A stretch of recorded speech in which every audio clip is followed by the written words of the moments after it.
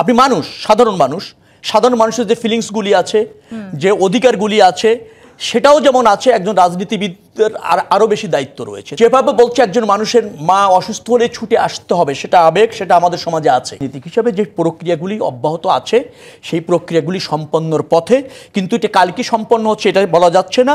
দ্রুততম সময়ের মধ্যে সম্পন্ন হবেন এবং তিনি দেশে এসে রাজনীতি করবেন। আপনি বলছিলেন যে একদিনে ছুটে আসা হয়তো সম্ভব হচ্ছে না এই মুহূর্তে। সরকারের তরফ থেকে তো বলা হয়েছে ট্রাভেল পাস দেওয়া সম্ভব, তিনি একদিনের মধ্যেই চলে আসতে পারেন। সেটা সরকারের রোল, আসলে তাকে কোনোভাবে তো বাধা দিচ্ছে না। তিনি তো বলেননি তো সরকার তাকে বাধা দিচ্ছে। আমি বলছি সেটা সরকারের একটা রোল, কিন্তু এর সাথে আরো অনেকগুলি বিষয় জড়িত থাকে। যেমন ধরেন, দেশের স্বার্থ আমি কেন বলছি, একটা প্রতিষ্ঠিত রাজনৈতিক বৃহত্তর দলের নেতৃত্ব, তিনি কিন্তু দেশ এবং জাতির কল্যাণে একটা সম্পদ, এবং তিনি দেশ এবং জাতির কল্যাণে কাজ করেন। এইসব নেতৃত্ব শূন্য যখন হয়েছে, তখন দেশ ক্ষতিগ্রস্ত হয়েছে, রাজনীতি ক্ষতিগ্রস্ত হয়েছে বৃহত্তর পরিসরে আপনি যদি চিন্তা করেন।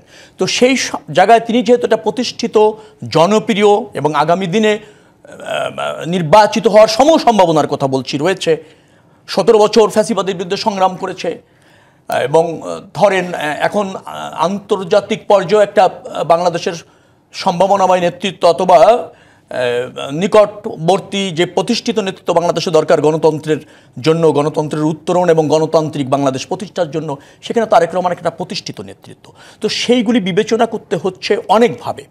অর্থাৎ আমার মা অসুস্থ, আমি ছুটে যাব, এটা সাধারণভাবে যেভাবে দেখা যাচ্ছে মায়ের স্বাস্থ্য, যেমন আমি যদি এভাবে আপনাকে বলি, বেগম খালেদার যে চিকিৎসাটা চলছে সেটা একটু বহুপক্ষীয় চিকিৎসা চলছে। অর্থাৎ এর আগে যখন তুমি লন্ডনে গিয়েছেন, তারেক রহমান নিজে থেকে সেই চিকিৎসার আয়োজন করেছেন, আমেরিকার ডাক্তাররা যুক্ত হয়েছে, এখন যে চিকিৎসা চলছে দেশের ডাক্তাররা যুক্ত আছে, লন্ডনের ডাক্তাররা যুক্ত আছে, আগে যেখানে তিনি ট্রিটমেন্ট নিয়েছিলেন। তো নতুন এবং ফিরে আসা গ্রাহকদের জন্য নগদে চলছে ক্যাশব্যাক সহ প্রতিদিন হাজারো উপহার জেতার সুযোগ। হবে আশা আর ফেরা, সারপ্রাইজ সেরা। আমেরিকার বিশেষজ্ঞরাও যুক্ত হয়ে বহুপক্ষীয় একটা ট্রিটমেন্ট চলছে, সেখানে কিন্তু তিনি সবসময় এটা করছেন আর কি, সমন্বয় করছেন। তো সন্তান হিসেবে সেটাও একটা বড় দায়িত্ব, চিকিৎসাটা নিশ্চয়ই সমন্বয় করাটা কি সম্ভব না? সেটি লন্ডনে বসে যদি করা সম্ভব হয়, দেশে বসে না। লন্ডনের ডাক্তার আছে, আমেরিকার ডাক্তার আছে, তিনি সেটা করতে সক্ষম হচ্ছেন। যেভাবে বলছে একজন মানুষের মা অসুস্থ হলে ছুটে আসতে হবে, সেটা আবেগ, সেটা আমাদের সমাজে আছে। কিন্তু আমি বলছি, তিনি নিজেও তো স্বীকার করেছেন তারও আসলে ইচ্ছা করছে, কিন্তু হয়তো এটা সব মানুষেরই করবে। কিন্তু আপনি মানুষের ঊর্ধ্বে নেতা, আপনাকে এটা মনে রাখতে হবে।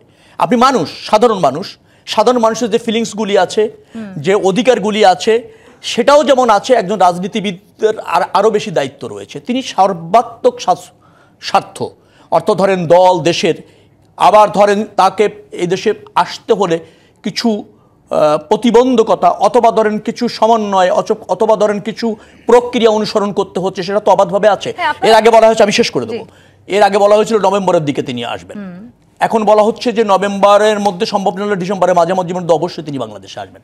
নীতি হিসাবে যে প্রক্রিয়াগুলি অব্যাহত আছে, সেই প্রক্রিয়াগুলি সম্পন্নর পথে, কিন্তু এটা কালকে সম্পন্ন হচ্ছে এটা বলা যাচ্ছে না। দ্রুততম সময়ের মধ্যে সম্পন্ন হবেন এবং তিনি দেশে এসে রাজনীতি করবেন। এবং মনে রাখা দরকার, তিনি একটি আসনে নির্বাচন করবেন।